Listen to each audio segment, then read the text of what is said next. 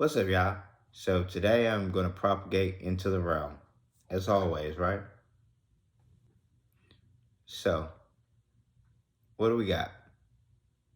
What are we looking at? Are you still watching the news? Are you eating right? What's going on? So, let's talk about information.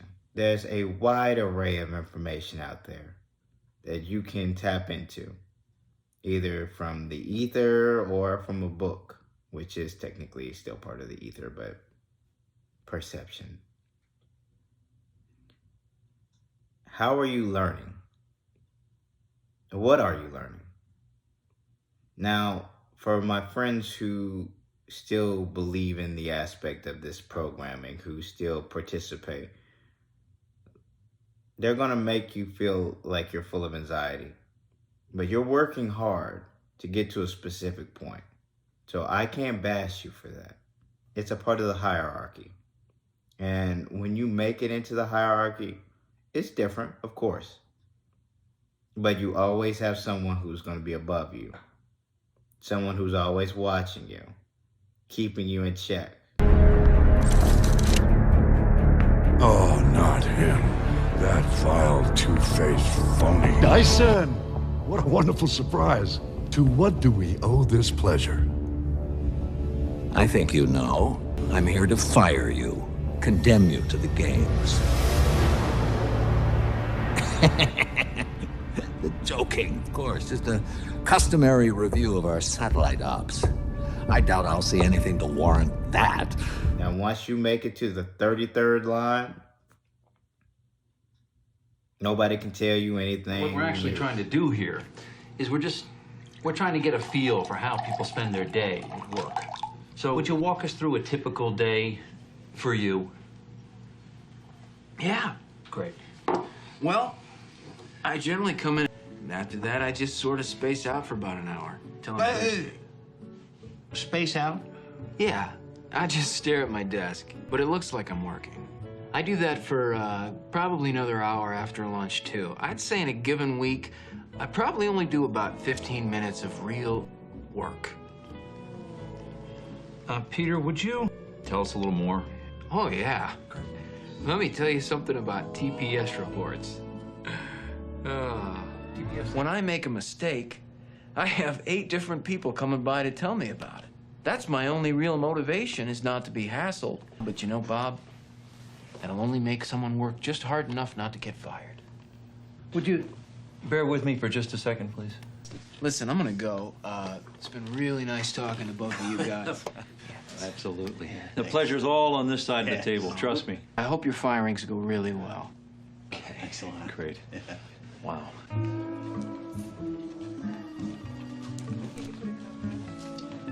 So, Peter, what's happening? Listen. Really, you're kind of your own boss and this, that, and the third, but not too many people make it there. This is why you have the masses in the spots that they are in. Have you ever worked with colleagues who peddle the same narration? I can't leave this job. I need the money. There's nothing else out there. Always something. Another excuse, another obstacle being put in their way by themselves. You see it all the time. People have these excuses. They have these obstacles. Why? Because of a lot of reasoning. Some for fear. Some, they don't know any better. It just kind of comes down to your experience. Me personally, I don't take any job serious. Not in this realm. Because it's all fictitious. Do I need the money? I have the money. I've always had the money. Honestly, if I wanted to give extreme content about the real way this realm works, about the secret passages and places where you can activate certain things, walls opening, tunnels to untold riches for some, But once you stray into that, you get these greedy-eyed people who believe that they are the Most High's gift to us all.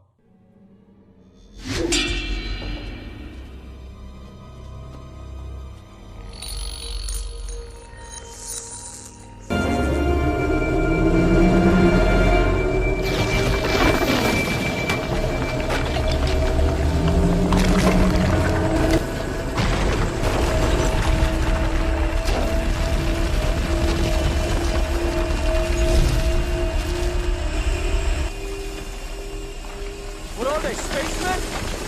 Interdimensional beings, in point of fact. Welcome back, Ox.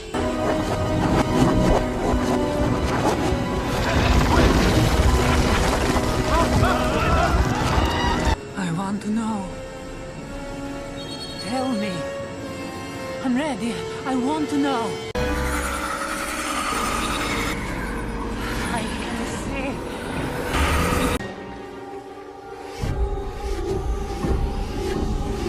No more! I'm over it.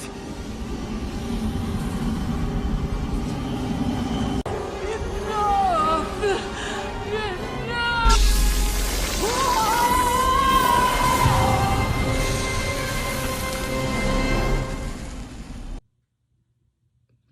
Spare me. The best gift the Most High has ever given us, this planet, was the star and the ether that we all propagate in.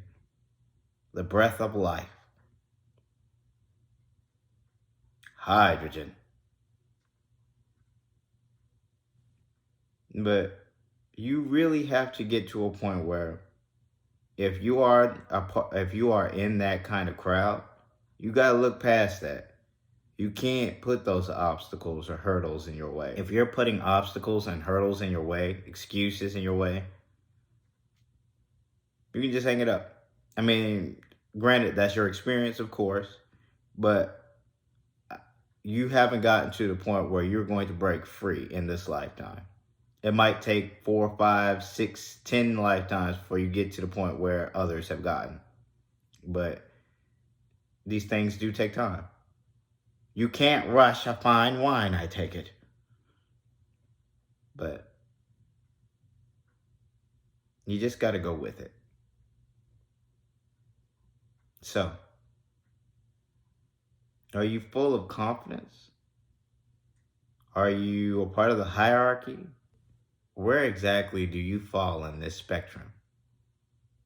Where exactly are you at in your livelihood? Where exactly are you at in life?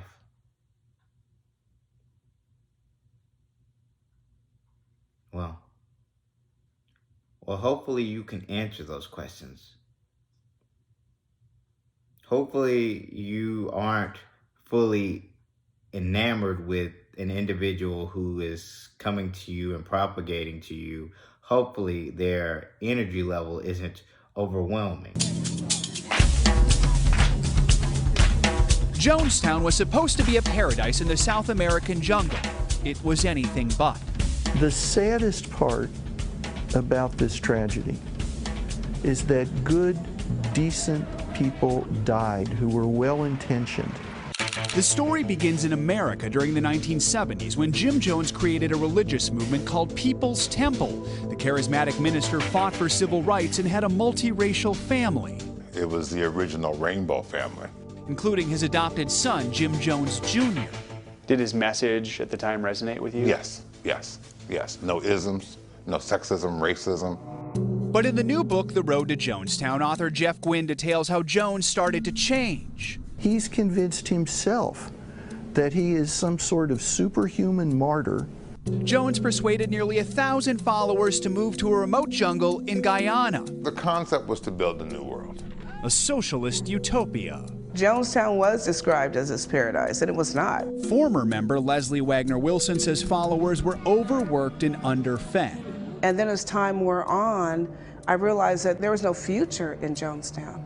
Jim became increasingly paranoid. Some people are taken as gurus, spiritual leaders, cult leaders. They have overwhelming energy. And for those who don't have that understanding of energy at this moment, you have to be aware that people with overwhelming energy, such as myself, can rub off on you. And some people, some entities are very malevolent. So you have to be very aware of the energies that surround you. Because not everyone is a Michael. Not everyone is nice. Not everyone realizes the whole. And those who do realize the whole part of that hierarchy and still want to conduct chaos, that's their experience, and they will take you for a whole ride. Look at one of the royals back in the day. He was Jack the Ripper. But despite his high profile, little is known about Jack the Ripper, and historians still don't agree on his identity. Although he sent numerous letters directly to the London Metropolitan Police, taunting them about what he'd do next, they never could figure out who he was, and his killing spree seemed to come to an end before they could find him. The mystery had spurred plenty of speculation. There have been over 500 suspects from all walks of life, but one of the most surprising people implicated is Prince. Who was? Can you tell us his name? No. Not because I don't know, but because what point does it make? And then you open up a whole can of worms where you have to try to explain it to people. Then you have to tell them this event happened there, the time period, all of that. Because once you get to a certain level in this realm, stuff just comes to you. It just comes. Can't shut it off. You ask a question, you'll get an answer.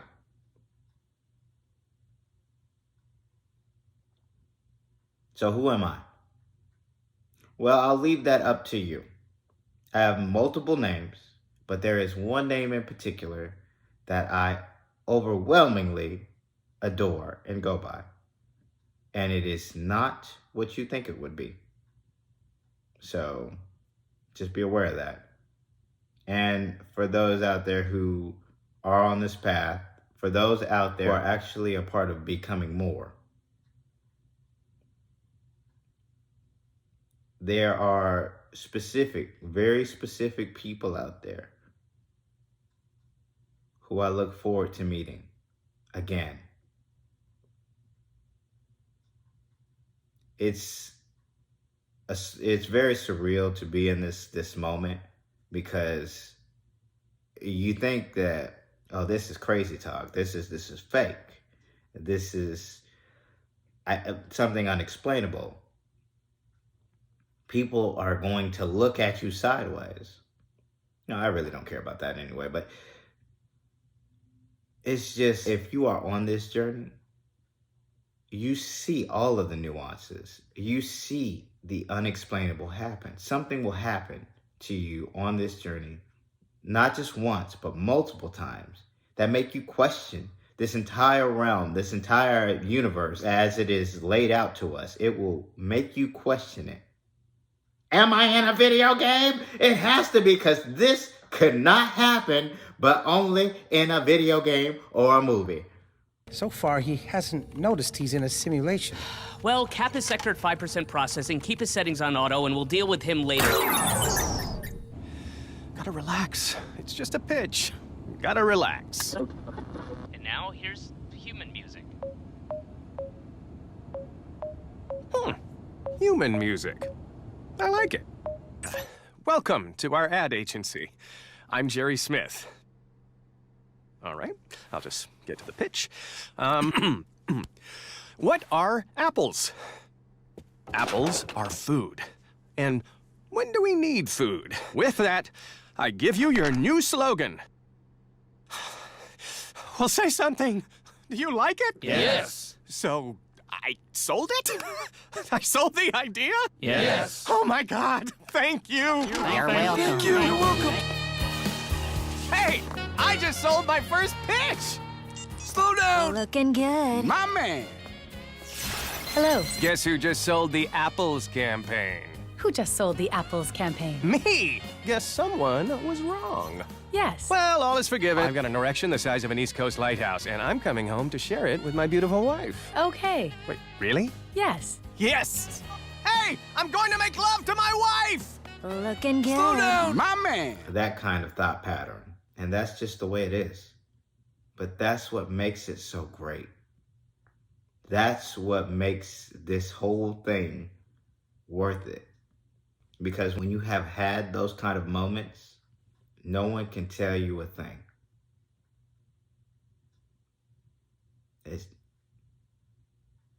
How could they? How would they? They couldn't. So, hopefully, you have had those kind of moments take place. Hopefully, you have gotten to the moment where you have arrived and that all of the answers are coming to you. Now, with that though, I will say this.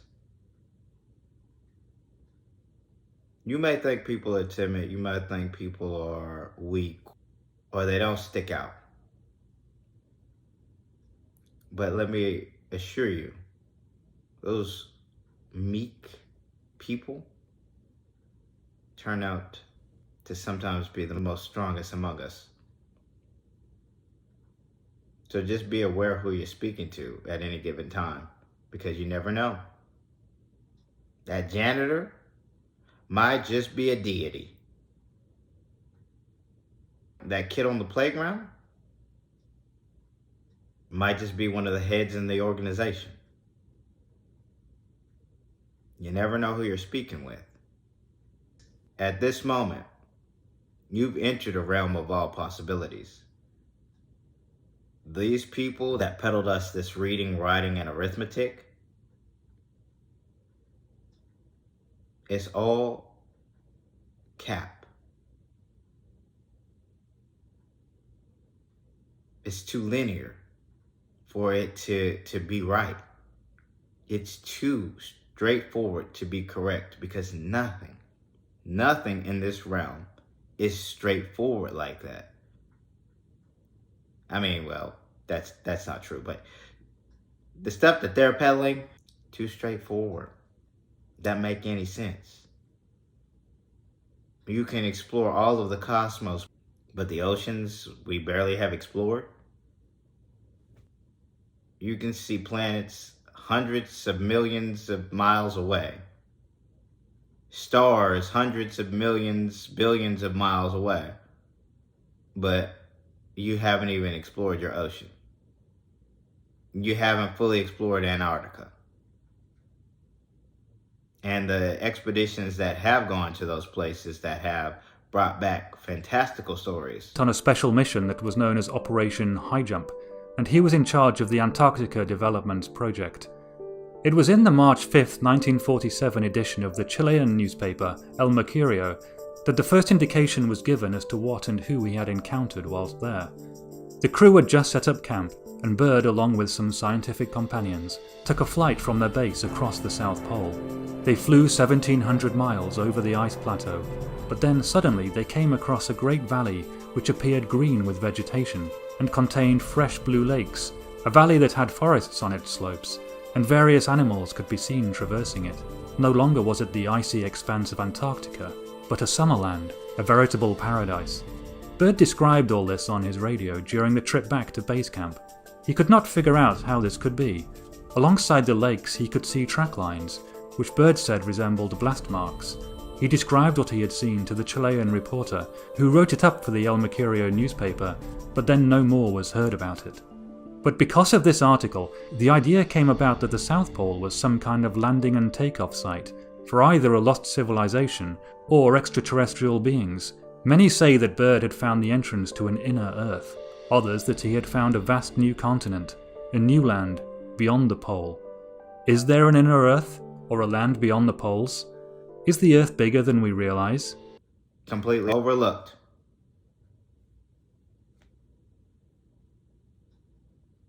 What sense does that make? How much of these lies do we have to sit through? I mean, as one of the bosses, well, we never had to lie to citizens like that at all. What sense does it make to control them by means of fear tactics and lies? We didn't even need fear tactics. They were just fearful of us just because we could do different things with our mind. But that was back in the day. These are the new age kids, so